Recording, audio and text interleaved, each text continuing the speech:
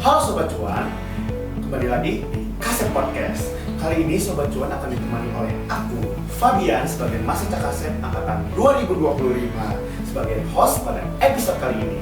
Di sini juga aku ditemani oleh narasumber yang keren banget, yaitu Kak Natali Agnesia, untuk berdiskusi terkait tema How to Ace Finance Money Sense 101. Oke, kira-kira halo Kak Natali, bagaimana nih kabarnya hari ini? Hai Fabian, kamu gimana? Ya, aku sih jujur sangat excited ya bisa mewawancarai orang seperti kakak. Oke, aku juga excited banget sih pada sini. Nah, kakak boleh dong cerita kira-kira pengalaman atau mungkin kesibukan kakak belakangan ini apa sih kira-kira kak? Kalau aku mungkin sebelumnya perkenalan diri juga. Boleh. Hai semuanya, kenalin aku Natalia Agnesia, biasa dipanggil Agnes. Sekarang aku udah mahasiswa tingkat akhir di ITB dan aku juga salah satu bagian dari Kasep. Jadi akhir-akhir ini sebenarnya kesibukan utama itu ngerjain PA dan mengolah data setelah PA yang belum dilakukan sampai sekarang. Wah, tapi aku sangat respect loh sama kakak bisa tetap meluangkan waktunya untuk tergabung dalam Kasep Podcast ini. Nah, bagi Sobat Cuan yang belum tahu Kak Agnes merupakan mahasiswi ITB yang berada di tingkat akhir atau angkatan 2022 yang kini berada dalam jurusan Teknologi Pascapanar. Lalu segudang pengalaman yang dimiliki Kak Agnes telah menjadi saksi bukti perjuangan Kak Agnes di ITB. Di antaranya adalah tergabung dalam Kasep, Divisi Kreatif Marketing, Director of Marketing and Partnership Invest 2023, Co-founder Investment Banking Hub Indonesia, BCG Giving Back Intern, dan masih banyak lagi yang mungkin Sobat Cuan bisa lihat secara langsung ya di rekening Kak Agnes. Nah, Sobat Cuan, di episode kali ini kita bakal bahas topik yang relate banget, apalagi buat yang dari dulu pengen memiliki kemampuan financial management tapi nggak pernah kesampaian. Kebetulan banget nih kita dipertemukan dengan narasumber yang tepat juga dong, yang bisa memberikan kita celah dan jawaban agar tidak kecolongan lagi nih, yang awalnya niatnya itu ingin menerapkan financial management yang baik, tetapi malah hidup boros-borosan. Oke Kak, mungkin sebelum masuk ke topik diskusi, mungkin boleh cerita dong Kak, sejauh pengalaman kakak, apakah pemahaman teori finance benar-benar membantu kakak dalam mengikuti perlombaan di bidang bisnis dan ekonomi? Atau itu juga mungkin digunakan atau diaplikatifkan untuk kehidupan sehari-hari? Oke, makasih banyak buat kesempatannya. Kalau selama ini aku belajar tentang finance itu utamanya belajar buat lomba-lomba ya, dan sangat kepake sih dan aplikatif baik itu di ketika aku lomba dan juga kehidupan personal aku, terutama karena finance itu kan dekat ya sama kehidupan kita sehari-hari. Kita kalau beli apa-apa juga itu udah termasuk finance, kita ngatur duit udah termasuk juga financial planning dari apa yang kita lakukan secara pribadi. Jadi of course itu aplikatif banget dalam dunia personal dan juga profesional dalam extent yang sudah aku lakukan selama ini. Oke, kan seperti yang telah di-mention kakak sebelumnya, kakak itu kan juga mengikuti perlombaan dong. Nah, kira-kira perlombaan ekonomi dan bisnis yang pernah kakak ikutin itu apa aja sih? Kalau selama perlombaan itu paling yang benar-benar tentang finance itu ada Harvard Global Case Competition. Itu tentang case tentang M&A, jadi benar-benar finance related. Tapi sejauh yang lain itu sebenarnya lomba bisnis biasa, tapi salah satu komponen dari lomba itu kan ada financial feasibility. Jadi buat melihat kira-kira implementasi solusi kita selanjutnya seperti apa sih, membawakan hasil kepada company, apakah nasihat kita tuh bisa membawa revenue yang baik untuk company atau malah itu bakal bikin company-nya nge-loss gitu. Oh wow, tentunya pengalaman dan pencapaian kakak di bidang lomba tersebut sangat keren dan Sobat Cuan. Nah, sekarang dari pengalaman kakak terkait financial management, menurut kakak sendiri nih, jika seseorang nih benar-benar memulai dari nol, adakah tips atau cara untuk memahami konsep dasar finance tanpa merasa kewalahan? Oke, memahami konsep dasar finance. Kalau dari kamu sendiri gimana? Aku mau dengar juga. Kalau aku sih jujur masih awam ya. Aku tuh hanya memahami mungkin dari segi metode budgeting, habis itu aku mengalokasikan dana kemana. Tapi mungkin dong saya juga mau tahu dong dari pakarnya bagaimana. Wah, aku jauh dari pakar sih di sini. Tapi kalau metode belajar finance dari nol, mungkin dari konsep dasar dulu kali ya, dari teori-teorinya seperti apa sih. Yang dasar-dasar banget mungkin tadi kayak kita transaksi sehari-hari, kira-kira beli, harga jual seperti apa, dan kalau mungkin lebih advance profit and loss, P&L system. Tapi kalau untuk kehidupan sehari-hari implementasinya yang tadi kamu bilang juga nggak jauh-jauh dari budgeting, terus juga bagaimana cara selanjutnya memonitor budgeting itu biar sesuai dengan porsi-porsi uang yang kita tempatin sebelumnya. Sangat menarik ya Sobat Cuan.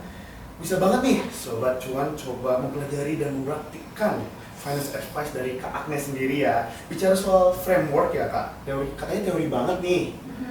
Berdasarkan pengalaman Kakak, apakah pemahaman finance sebaiknya dibangun dengan memperkuat teori terlebih dahulu, atau justru bisa dimulai saja dari praktik kehidupan sehari-hari? Oke, menurut aku belajar tentang teori itu oke banget tapi to some extent. Kenapa? Karena kalau misalnya kita belajar teori mulu, dan finance ini menurut aku sesuatu yang perlu praktik juga. Jadi kalau belajar teori, bagusnya adalah sampai kita emang udah paham, profit itu untung, loss itu rugi. Terus kayak selanjutnya gimana kita bisa tahu, ini gue mengalami untung, gue ini mengalami kerugian. Kan pasti kalian harus cobain itu secara langsung juga. Jadi back to the point, kalau dari aku sendiri, gimana caranya kita bisa belajar teori tapi secara bersamaan kita bisa langsung juga terjun ke praktik untuk mempresentasikan, jadi dari yang aku pelajari aku bisa tahu nih kalau misalnya aplikasinya itu ABCD ternyata seperti ini loh. Misal main saham, kan kalau misalnya di kasar juga kita belajar tentang gimana sih caranya bullish, ini ada lagi trendingnya kayak gini, ini kayaknya bakal turun lagi deh, atau kayak ini kalau udah turun bakal naik lagi. Tapi kan kalau misalnya dipelajarin doang kita kurang tahu kan kayak kondisi marketnya kayak gimana, dan kurang representatif lah dengan apa yang dipelajarin. Jadi kalau misalnya kita bisa sambil langsung terjun ke melihat marketnya kayak gimana, melihat trendnya kayak gimana, kan lebih ada adrenalinnya juga buat terus belajar dan bisa ngeliatin ternyata hasil yang gue pelajari itu kayak gini loh, dan bisa ada cuannya juga kalau di pasar modal. Nah, mungkin kira-kira menurut kakak momen yang paling berkesan bagi kakak dalam mempelajari bidang ekonomi dan bisnis itu apa ya Kak? Dan kira-kira kakak sudah berkecimpung di dunia ekonomi ini udah untuk berapa lama Kak? Wow, kalau dihitung berapa lama, kayaknya nggak ada yang kayak spesifik berapa lama, tapi mungkin karena background aku sebelumnya juga dari teknologi pasar panen, FYI itu fakultas SIPHN, itu lebih ke info tentang biologi, tapi juga secara besar aku lebih ke explore juga terkait bisnis dan ekonomi. Mungkin kalau berapa lama, talknya pas mulai aku ikutan kaset kali ya, pas di tingkat 1 ya. Jadi dari sana, terus aplikasinya ya tadi. Iya betul. Kalau aplikasinya juga aku coba buat langsung aplikasinya dari lomba-lomba tadi, atau juga mungkin ada project-projectan yang aku juga bisa, kan kalau lomba suka dummy case, tapi kalau project itu lebih kayak pengalaman langsung buat ngeliat juga dan dimentorin sama orang-orang yang lebih tahu aplikasi di industri itu seperti apa. Dan juga yang ketiga mungkin dari segi bisnis keluarga kali ya, bantu-bantu dikit. Baik, Sobat Cuan, tadi kan kita sudah mendengar ya pengalaman pribadi dari Kak Agnes dan berbagai tips and triknya. Nah, mungkin sekarang kita bisa move on to the next topic ya Kak. Kita akan memulai diskusi yang lebih mendalam. Kan seperti yang kita ketahui Kak, metode budgeting itu beragam ya. Ada 50, 30, 20, zero based budgeting, dan envelope system ya. Nah, menurut kakak, apakah metode-metode ini benar-benar efektif? Dan kakak sendiri tuh kira-kira memakai metode yang mana sih untuk budgeting kehidupan sehari-hari kakak? Oke, menurut aku budgeting bermanfaat banget. Kalau dari aku, begitu punya uang jajan atau udah ada pendapatan lain, dengan budgeting aku jadi lebih bisa terstruktur. Ngarahin, ini presentasinya segini ke sini, segini ke sini, dan apa yang paling works buat aku itu metode 50, 30, 20. Iya, tapi sebenarnya persentasenya aku bisa atur lagi sih. Karena kalau 50-30-20 kan itu udah set banget. Tapi personally aku suka atur lagi. Mungkin ada bulan-bulan dimana aku yang 50% sih udah fix di sana ya. Tapi maksudnya yang 50% itu yang kebutuhan kan ya? Betul. Oh, berarti betul, 50%-nya itu bisa di-adjust lagi. Tapi kayak kalau buat 20% tabungan itu mungkin ada bulan-bulan yang bisa digedein juga porsinya buat masuk lebih ke tabungan itu dan lain-lain sebagainya.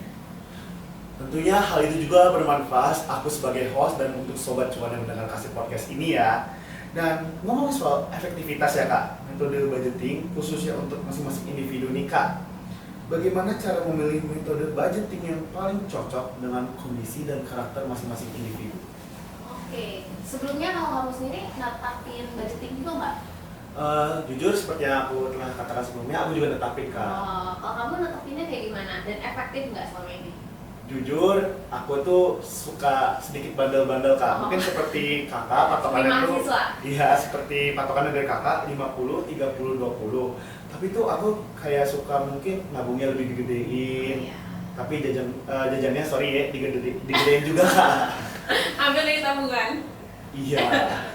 Oke. Karena sejauh ini aku tuh belum ada keinginan yang cukup besar atau signifikan untuk membeli suatu barang.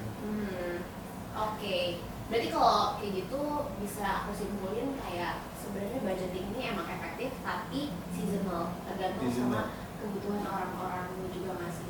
Karena ya menurut aku juga ada suatu waktu yang dimana misal aku mau nonton konser, sedangkan kan pendapatan aku sebenarnya kayak konstan segitu aja kan. Sehingga kalau misalnya mau beli tiket konser, of course kalau lewat pendapatan yang aku ada dalam satu bulan, porsi budgetingnya jadi kacau banget karena bisa jadi itu 100% atau bahkan melebihi atau ya menyesuaikan dari budgeting yang aku punya dan jatuhnya kalau misalnya dinilai seperti hal itu jatuhnya tidak efektif.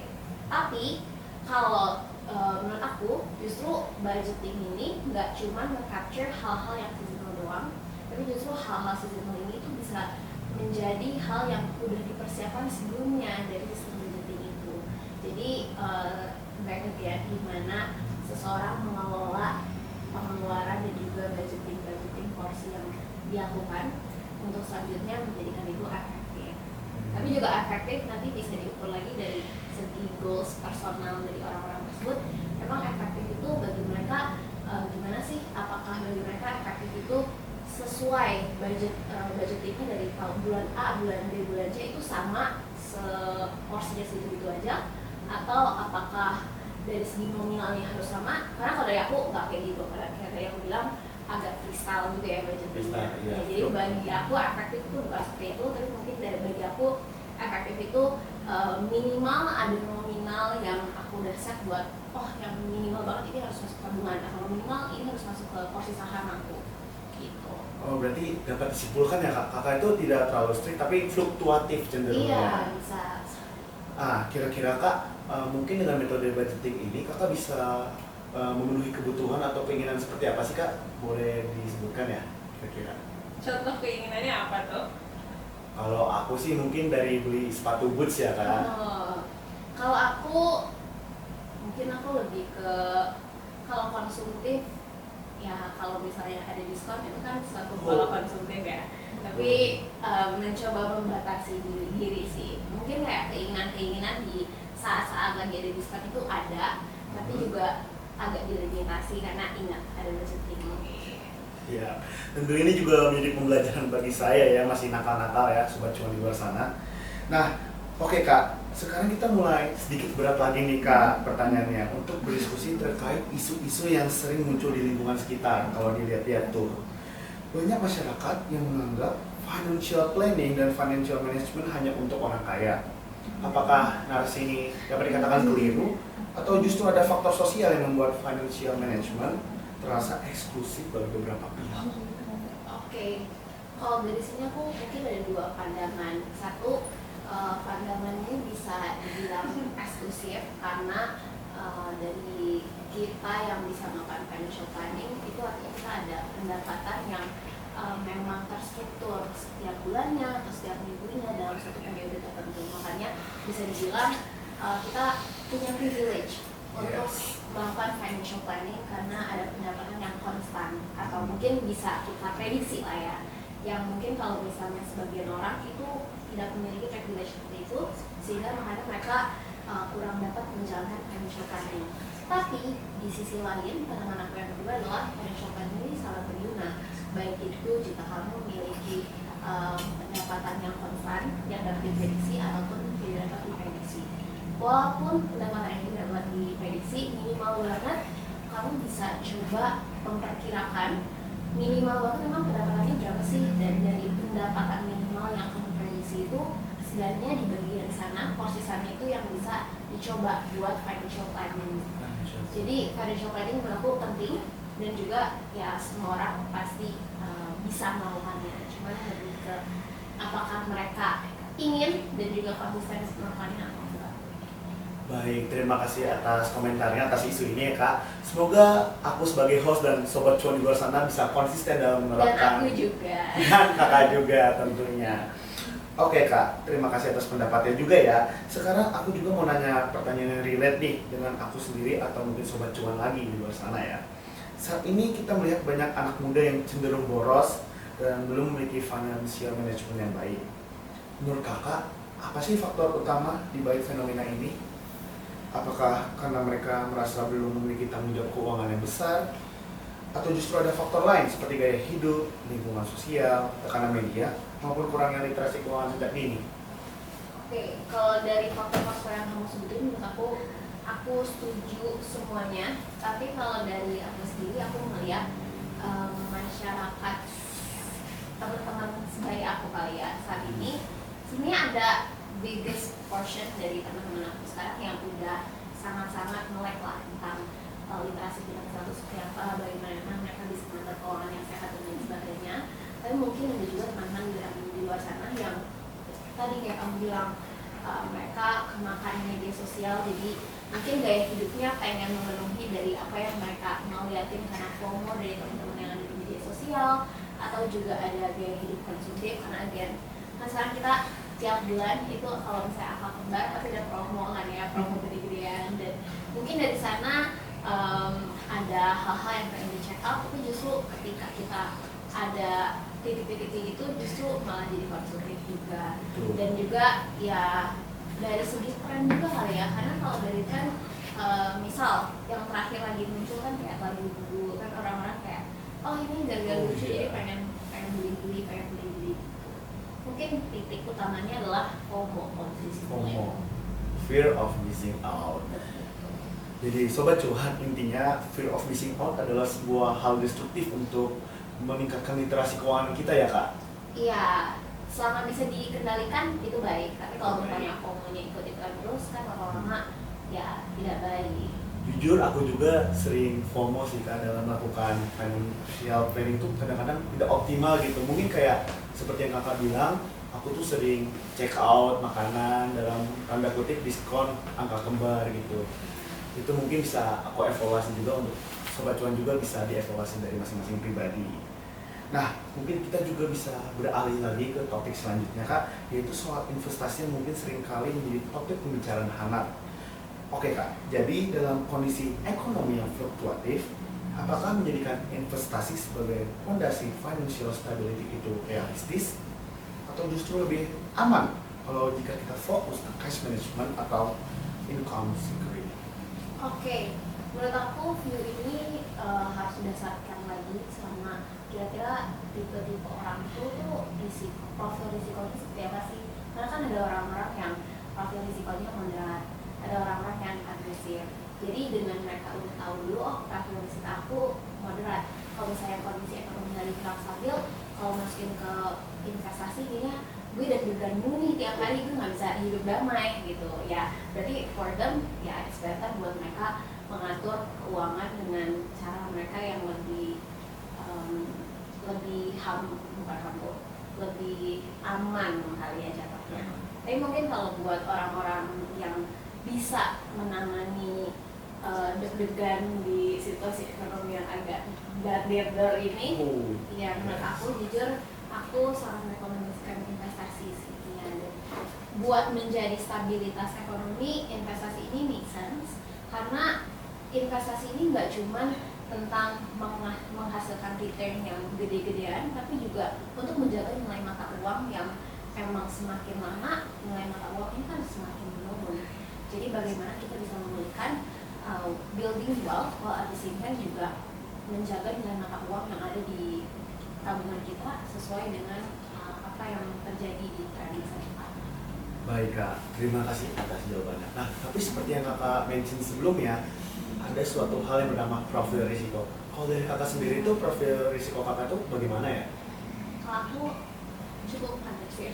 Cukup agresif. Yeah. Berarti cukup agresif dalam mengejar cuan juga ya Kak? Amin. Amin. Tentunya aku juga sebagai host tuh, aku tuh berfokus pada bagaimana cara aku menabung kepada deposito. Jadi aku tuh tidak agresif dan moderat. Jadi memang benar-benar hanya untuk menjaga agar tidak termakan oleh apa tuh Kak namanya? FOMO juga sama apa tuh? Inflasi. Oh, inflasi. Nah, mungkin bisa kita lanjutkan ya Kak ke pertanyaan selanjutnya, ngomongin soal efektivitas metode budgeting khususnya untuk masing-masing individu nih Kak. Saat ini banyak teknologi seperti aplikasi budgeting dan platform investasi. Menurut Kakak, bagaimana peran teknologi dalam mendekatkan anak muda ke dunia finance? Wow, iya sih jujur. Kalau teknologi sekarang bikin anak-anak muda menurut aku bisa melek lebih awal terkait literasi finansial. Namun itu selanjutnya pilihan mereka, apakah mereka mau memang melek ke sana atau tidak. Tapi menurut aku teknologi ini bisa menjadi wadah yang membawa teman-teman untuk lebih dekat dengan literasi finansial, dan ini menjadi suatu jembatan yang sangat membantu ekonomi Indonesia di masa depan. Yes. Selama kita mau memanfaatkan teknologi yang ada. Selama memanfaatkan teknologi yang ada. Iya, misal kalau ada teknologi saham, tapi ada financial technology application yang bisa menjembatani kalau kita mau beli saham. Tapi mungkin buat teman-teman yang agak takut buat langsung masuk dunia saham, kan mereka juga bisa coba nih kira-kira dani saham buat forecast mereka kalau misalnya masuk ke sini returnnya berapa. Untuk mereka yang belum siap untuk terjun langsung saham, jadi mereka bisa memanfaatkan teknologi lain yang lebih dani buat belajar terlebih dahulu untuk selanjutnya bisa masuk dunia saham. Oke, itu bisa menjembatani ya. Nah, kira-kira kalau dari pengalaman Kakak tuh, untuk teknologi pertama yang digunakan dalam masuk ke bidang ekonomi itu kira-kira apa ya Kak? Wah, kalau aku kebetulan aku pakainya Google Sheets sih. Google Sheets ya untuk belajar. Wow, keren banget ya. Berarti itu dimulai dari kesadaran Kakak dulu ya? Iya, kebetulan dari kaset juga nih. Dari kaset. Iya. Jadi buat sobat cuan di luar sana, jangan lupa join kaset ya. Nah, oke, siap Kak. Sebelumnya terima kasih banyak sekali sudah menyampaikan persepsi dari Kakak sendiri. Mungkin ada suatu pertanyaan lagi ya Kak ya, sebelum aku mungkin bisa menutup sesi diskusi kita pada episode kali ini. Ketika mulai belajar mengatur keuangan atau berinvestasi, kesalahan paling umum apa yang sering dilakukan oleh anak muda? Dan mungkin apakah ada saran dari Kakak untuk mengatasi ini? Oke, mungkin kesalahan umum dari aku mungkin ada dua, dan ini agak refleksi dari pengalaman pribadi juga. Yang pertama itu kalau tadi yang kamu tanya, kalau misalnya kebanyakan belajar teori juga masih prakteknya. Yes. Nah, aku tuh salah satu orang yang aku merasa, oh aku harus pinter banget nih, aku harus tahu teorinya A sampai Z baru aku mau terjun ke saham atau aku mau terjun ke financial planning yang benar-benar robust banget. Tapi ternyata nggak perlu se-robust itu teorinya, asalkan aku emang berani dan juga bisa mengaplikasikan teori yang aku pelajari yang ada di kepala dengan benar, itu juga nggak apa-apa, karena ujung-ujungnya as an action dan juga bagaimana kita dapat memanfaatkan apa yang sudah kita pelajari dan mencoba merealisasikannya dengan baik di financial planning dan juga budgeting yang kita lakukan. Jadi yang pertama, jadi jangan terlalu banyak teori, jangan terlalu ditunda-tunda, lakuin aja nggak apa-apa, tapi at your own risk. Yang kedua, terakhir ini berarti tentang konsistensi. Karena kalau untuk financial planning, budgeting, itu harus konsistensi. Bagaimana kita nyatetin, pengeluaran aku tuh di sini. Nggak cuman bulan ini aku ngebudget segini, tapi kalian nggak tahu nih pengeluarannya. Jadi aktualisasi pengeluaran di bulan aku berapa sih. Kalau misalnya kalian nggak catat, kalian nggak rajin buat nge-audit personal finance kalian sendiri, kan berarti sama aja bahwa kalian budgeting itu tapi nggak ada hasilnya, nggak ada hasil result yang bisa kalian lihat apakah itu udah sesuai sama budget yang kalian bikin atau belum. Jadi dari situ sih, dari segi konsistensi juga harus lebih rajin lagi dan di keep up untuk menjaga personal finance yang lebih baik. Wah, barusan kita udah dikasih saran-saran nih dari Kak Agnes ya, yang pastinya bakal sangat bermanfaat buat aku pribadi sebagai host dan buat Sobat Cuan yang menonton podcast ini. Jadi Sobat Cuan, dan banyak banget juga yang bisa kita dapetin ya kayak dari obrolan 1 jam ke belakang ini. Mungkin yang seperti telah disampaikan oleh kakak sebelumnya, mulai dari teori dasar finance, metode budgeting yang cocok, dan paling mudah diterapkan oleh anak muda, hingga saran-saran supaya dia mengatur keuangan ataupun mulai berinvestasi.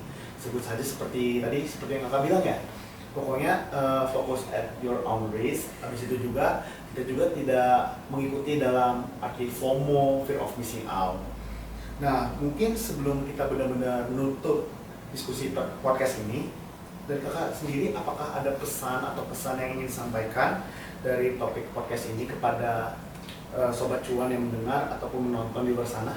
Oke, mungkin penutupnya dari aku itu udah apa yang udah disimpulin sama Bian tadi udah oke banget. Tapi again, consistency is key, dan juga bagaimana kalian bisa one action dari apa yang kalian lakukan sehari-hari itu building up into personal finance yang lebih baik selanjutnya. Jadi be aware dan juga be consistent. Gitu ya. Baik, terima kasih banyak sebelumnya Kak Agnes sudah meluangkan waktu untuk pembicaraan yang sangat amat berkualitas ini. Dengan berakhirnya waktu kita berbincang hari ini, aku dan Sobat Cuan mengucapkan sekali lagi terima kasih banyak ya Kak, udah mau sharing pengalaman serta ilmu yang sangat bermanfaat. Buat Sobat Cuan, buat kalian yang suka konten seperti ini, mungkin bisa pantengin terus Kaset Podcast yang ada di channel YouTube Kaset ataupun di Spotify. Karena masih banyak episode-episode yang menarik dan pastinya insightful dalam bahas karir, ekonomi, dan pasar modal. Sekian episode kali ini, aku Sofian Cakaset, pamit undur diri. See you on the next episode.